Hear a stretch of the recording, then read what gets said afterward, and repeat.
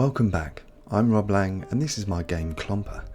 You live inside a mechanical ladybird called a Clomper, which you can control by laying pipes to power machines with steam.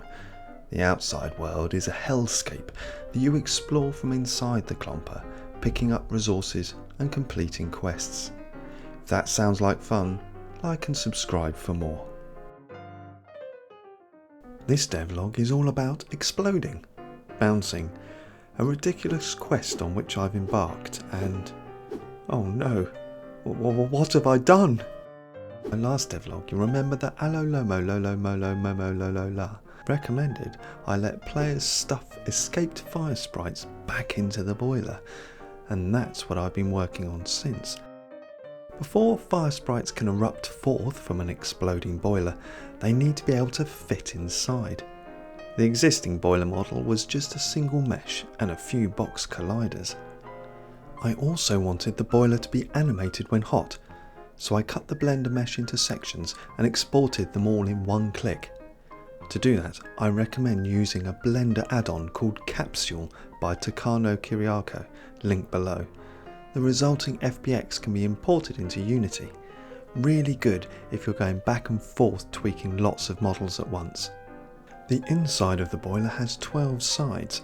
I could make a mesh collider to accurately match the model, but mesh colliders are slower than box colliders. I used 4 box colliders for top, bottom, left and right, and then another 4 rotated 45 degrees to roughly match the walls. It's not precisely the same, but you can't see the difference from the outside. I also created a broken front door for when the boiler goes bang.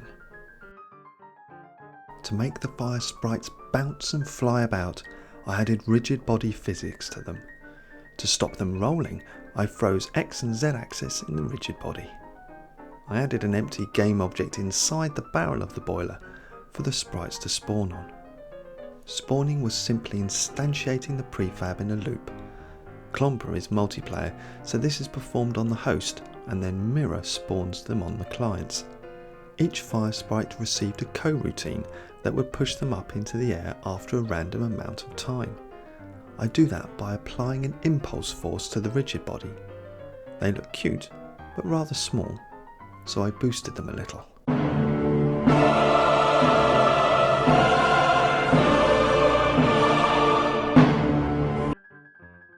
The boiler explodes either when it gets damaged through the Clomper hitting a wall, or if it stays hot for a long time. I could wait for that heat dial to get to 10, but I get old waiting for that. Instead, I have a handy Unity editor button that triggers the same damage method on the boiler script. When the boiler explodes, it translates all of the sprites to a new empty game object in front of the boiler door, and then adds an impulse force to the sprites in a random arc. I make the broken door mesh active, and the normal door becomes inactive. It's quite impressive when they all go off, but I think that would be rare in actual play. I think you will agree that I definitely need to add a particle explosion. I gave the hop of a fire sprite a little forward direction and reused the scrap pick up and drop code on the fire sprites themselves. Copy pasta isn't to my taste, so that will need refactoring in the future. Before the fire sprites can be put back into the boiler, it must be fixed. I added a collider so that when a player is holding a fire sprite and left click the mouse next to the boiler, they put the sprite into the boiler. I had a similar code for putting scrap into the grinder, so I just reused that. I limited the boiler steam pressure to the number of sprites. The more sprites you put back in, the more pressure you get. You don't have to put them all back in, mostly because it's quite laborious, but you won't get the full pressure if you don't. You might want to keep one out for company. Finally, I worked on giving the boiler a jiggle animation that increased with heat. The fire sprites also bounce around more. I was hoping the movement of the boiler might cause the physics engine to make them bounce a lot, but the velocity of the shake isn't enough. So I added a parameter called excitement and used that to make the bounce more regular. Look how happy they are in there. Some might have you believe it's a prison. If it were a prison, would they look quite so delighted? Prison or palace? Let me know down in the comments.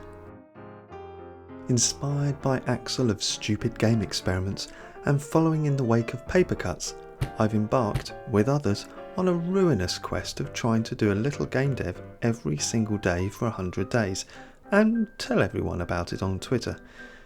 It's called #100 Days of Game Dev Challenge. If you fancy following along, I'm on Twitter as Brainwipe, for reasons dating back to IRC in 1996.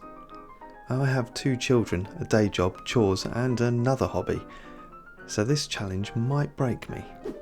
I'm struggling to record this on day 11. I'm utterly shattered, but I feel more accountable, if a little under a microscope, and hope to keep a steady progress as the tides of family commitments wash in and out. Thanks for the support on this, everyone. I know I'm going to need it. I hope you're staying safe and well, and thank you for joining me on this quixotic journey. Until next time, bye bye.